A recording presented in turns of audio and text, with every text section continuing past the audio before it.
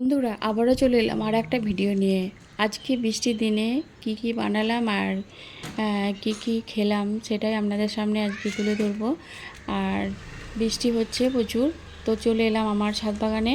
দেখুন গাছগুলো বৃষ্টির জলে খুব সুন্দর দেখতে লাগছে।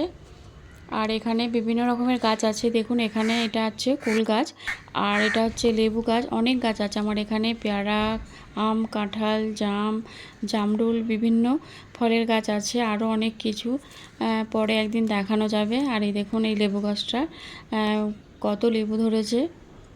আর এই লেবু গাছটার গোড়ায় একটা বড় লঙ্কা গাছ হয়েছে।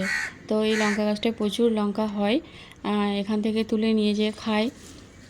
আরও লঙ্কা গাছ ওদিকে লাগানো আছে। আর এখানে দেখুন বৃষ্টির জলে গাছগুলো কত সুন্দর হয়ে আছে, দেখতে খুব সুন্দর লাগছে। এই দেখুন আর বৃষ্টি হচ্ছে এখানে, দেখুন এই দেখুন বৃষ্টি হচ্ছে প্রচুর। তো আমি এখানে ছাদে এসেছিলাম গাছগুলো একটু জল দেবো বলে। তো এখানে বৃষ্টি শুরু হয়ে গেছে, আর দেবো না। তো চলুন বৃষ্টির মধ্যে আমি কি আজকে খাবার বানালাম দেখি। বিকালে আমি আজকে এখানে ছোলা ভিজিয়ে রেখেছিলাম। তো ছোলাটাকে আমি প্রথমে প্রেসার কুকারে সেদ্ধ করে নেব। তো ছোলাটাকে ভালো করে 2-3 বার জল পাল্টে পাল্টে ধুয়ে নিয়েছি।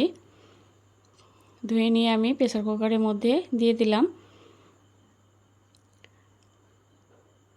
তো বাইরে প্রচুর বৃষ্টি হচ্ছে দেখুন, আর বৃষ্টির মধ্যে এরকম খাবার দাবার বানালে খুবই খেতে ভালো লাগে বিকালে চায়ের সঙ্গে।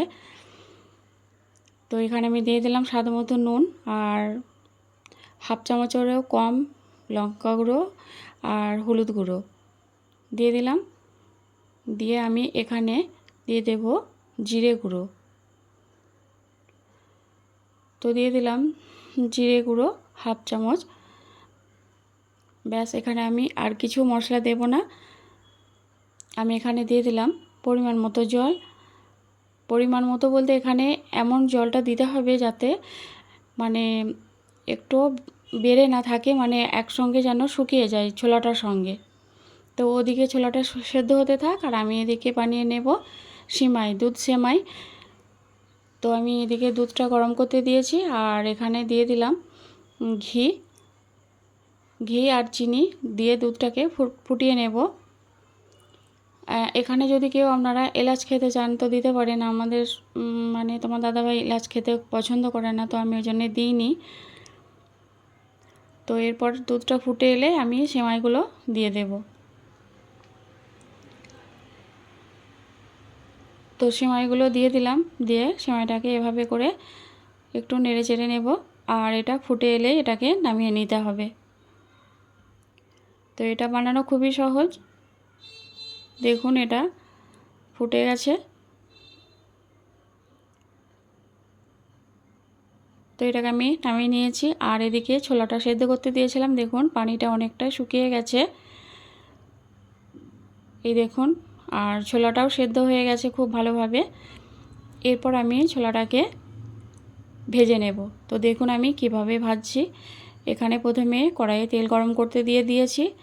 আর তেল দেওয়ার পর এখানে আমি দিয়ে দেব আদা রসুন গ্রেট করে নিয়েছি। আদা রসুনটাকে এখানে আমি দিয়ে দিলাম। কেউ চাইলে এখানে কুচিও দিতে পারেন বা পেস্টও দিতে পারেন আদা রসুনের। তো আমি এখানে গ্রেট করে নিয়েছি, দিয়ে দিলাম। আর এখানে আমি দিয়ে দেব একটা মাঝারি সাইজের কোচানো পেঁয়াজ। তো আদা রসুন আর পেঁয়াজটাকে প্রথমে আমি তেলের সঙ্গে ভেজে নেব।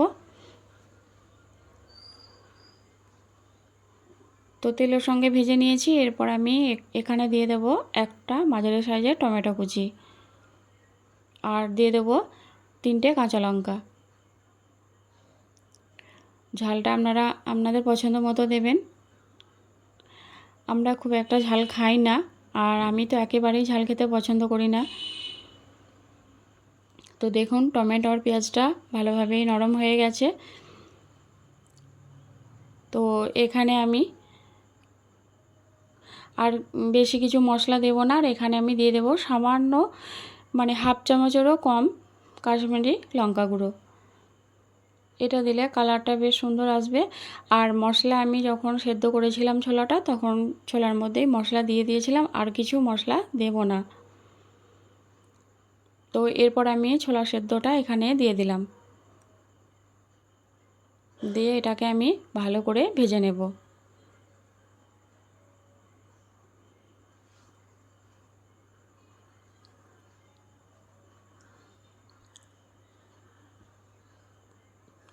এইভাবে আমি বেশ কিছুক্ষণ ভেজে নেব।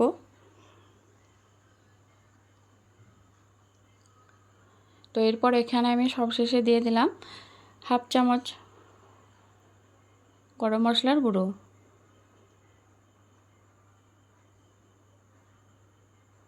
তো দেখুন, এটা খুব বেশি ভাজা ভাজা হবে না।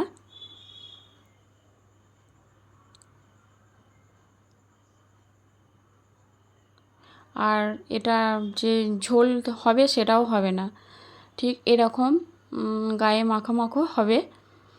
তো ওটা আমার হয়ে গেল। এদিকে আবারও আমি মসুর ডালের বড়া বানিয়ে নেব, চায়ের সঙ্গে খেতে দুর্দান্ত লাগে বিকালে। তো আমি মসুর ডালটাকে ভিজিয়ে রেখেছিলাম প্রায় 20 মিনিট হবে। তারপর আমি এটাকে মিক্সিং জারের মধ্যে নিয়ে এটাকে আমি পেস্ট করে নিয়েছি। আর এটাকে খুব মিহি পেস্ট করব না, একটু দানা দানা থাকবে সেই অবস্থায় এটাকে নিয়ে নেব। একটা আমি স্টিলের পাত্রে নিয়ে নিয়েছি। এরপর এখানে দিয়ে দিলাম কাঁচা লঙ্কা কুচি আর গ্রেট করে নেওয়া আদা রসুন। আর এখানে আমি দিয়ে দিলাম 2টো মাঝারি সাইজের কোচানো পেঁয়াজ। তো পেঁয়াজটা দিয়ে দিয়েছি। এরপর আমি এখানে দিয়ে দেব স্বাদ মতো নুন আর সামান্য একটু হলুদ গুঁড়ো, আর দিয়ে দেব সামান্য একটু লঙ্কা গুঁড়ো। এরপর আমি এখানে বেসন দিয়ে দেব। আমি এখানে 2 চামচের মতো প্রথম বেসন দিয়ে দিলাম, খুব বেশি লাগবে না। এরপর এটাকে হাত দিয়ে খুব ভালোভাবে পেঁয়াজগুলোকে এইভাবে মেখে নিতে হবে। আর এখানে কোনো জল ব্যবহার করা যাবে না, বা করা না হতেও পারে, এখানে আর জল লাগবেই না।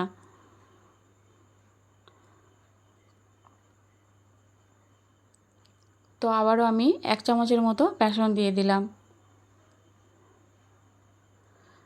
তো সবগুলো উপকরণ এভাবে হাত দিয়ে মেখে নেব খুব ভালো করে।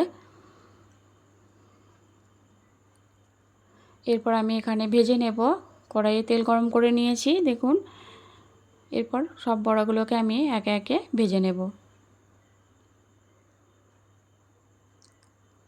তো বৃষ্টির দিনে এরকম তেলে ভাজা মুখরোচক খাবার খেতে সবার ভালো লাগে চায়ের সঙ্গে।